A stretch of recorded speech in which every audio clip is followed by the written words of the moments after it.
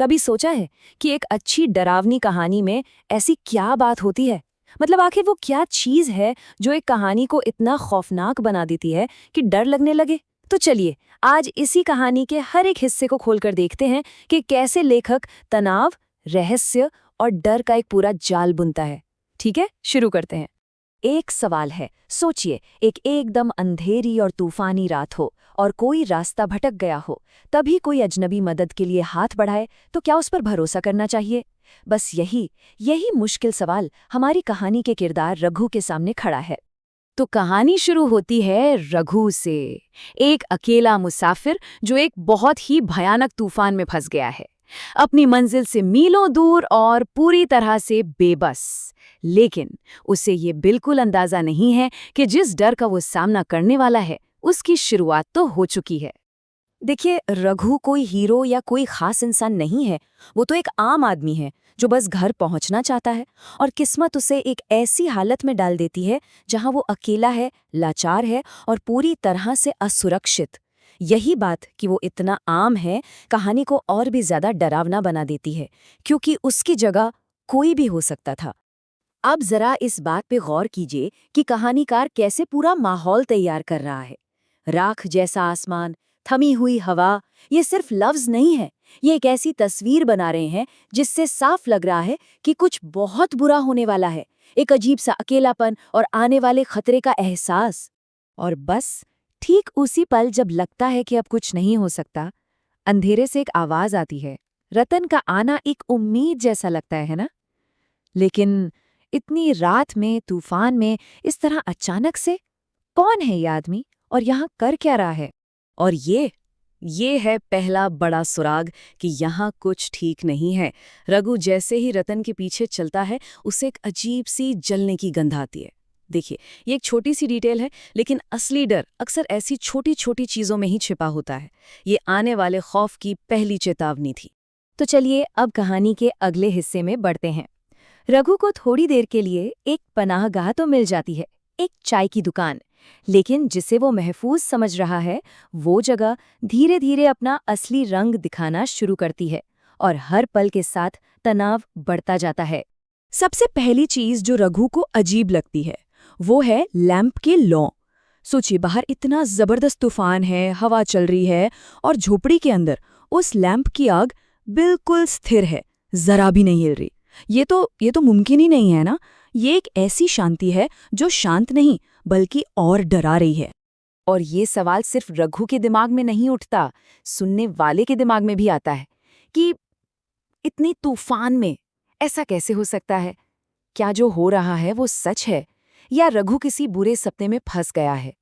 बस यहीं से सच और वहम के बीच की दीवार टूटना शुरू हो जाती है। और फिर झोपड़ी में एक और इंसान दिखता है, एक औरत, जूमर।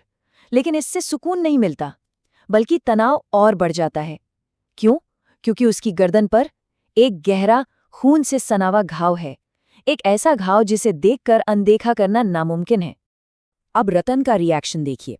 झूमर को इतनी बड़ी चोट लगी है, और रतन, वो बिल्कुल बेफिक्र है। उल्टा वो खुश लग रहा है। उसका ये अजीब सा बर्ताव एक बहुत बड़ा वार्निंग साइन है कि इस जगह पर कुछ बहुत ज्यादा गलत है। और ये वो पल है जहां रघु का शक यकीन में बदल जाता है। उसको जो पान दिया जा रहा है, उसमें से मीठी खुशबू नहीं, बल्कि कच्चे खून की एक तीखी, सड़ी हुई बदबू आ रही है। अब रघु को समझ आ जाता है कि वो सिर्फ भटका नहीं है, वो एक बहुत बड़े खतरे में है। तो अब आती है बारी कहानी के क्लाइमैक्स की, वो पॉइंट जहां सारा तनाव, सारा सस्पेंस एकदम से फटता है। रतन अब उस जगह का राज बताने वाला है जहां वो बैठे हैं, एक खूनी राज। तो रतन एक कहानी शुरू करता है, धोखे की, बदले की, एक ऐसी कहानी जो ठीक 3 साल पहले इसी झोंपड़ी में हुई थी। लेकिन रघु को ये जल्दी ही पता चलने वाला है कि ये सिर्फ एक कहानी नहीं है, ये तो एक कबूलनामा है। और जिस तरह से कत्ल किए गए, वो उस पति के गुस्से और दर्द को दिखाता है। पहले पत्नी पर वार, फिर प्रेमी का गला घोटना। ये सारी डिटेल्स कहानी को और भी असली और इसीलिए और भी ज्यादा परेशान करने वाली बनाती हैं। और ये थे उस पति के आखिरी शब्द। ये सिर्फ एक सवाल नहीं था, ये एक ऐसी चीख थी जो आज भी उस जली हुई जमीन में गूंजती है। चलिए, रात खत्म हुई, सुबह होती है और सुबह की रोशनी के साथ एक झूठा सा सुकून भी आता है। ऐसा लगने लगता है जैसे जो कुछ भी रात में हुआ वो बस एक बुरा सपना था। सुबह होते ही रघु निकलने की तैयारी करता है, वो आवाज लगाता है, लेकिन कोई जवाब नहीं। रतन और झूमर दोनों गायब हैं, ऐसे जैसे वो वहां कभी थे ही नहीं।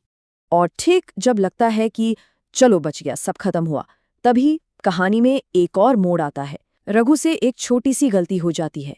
वो अपने पैसों का बैग वहीं भूल जाता है और यही गलती उसे वापस उसी जगह खींच कर ले जाएगी। और अब आता है आखिरी और सबसे डरावना सच। जब रघु उस जगह पर वापस लौटता है तो देखिए, रात में जो एक चाय की दुकान थी, जहां लोग थे, लैम्प जल रहा था, सुबह वही जगह एक जला हुआ खंडर है। बस राख है और कुछ नहीं। तब रघु को एहसास होता है कि उसने रात किसी झोपड़ी में नहीं बल्कि एक भूत के बनाए हुए धोखे में गुजारी थी। इसका मतलब रतन ने जो कहानी सुनाई वो कोई मनगढ़ंत कहानी नहीं थी, वो तो एक भूत का कबूलनामा था।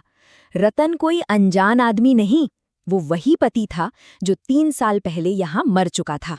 और फिर होता है आखिरी सामना। रघु का सामना उन्हीं से होता है जिनसे वो रात में मिला था। बस फर्क इतना है कि अब उसे पता है कि वो इंसान नहीं, भूत हैं।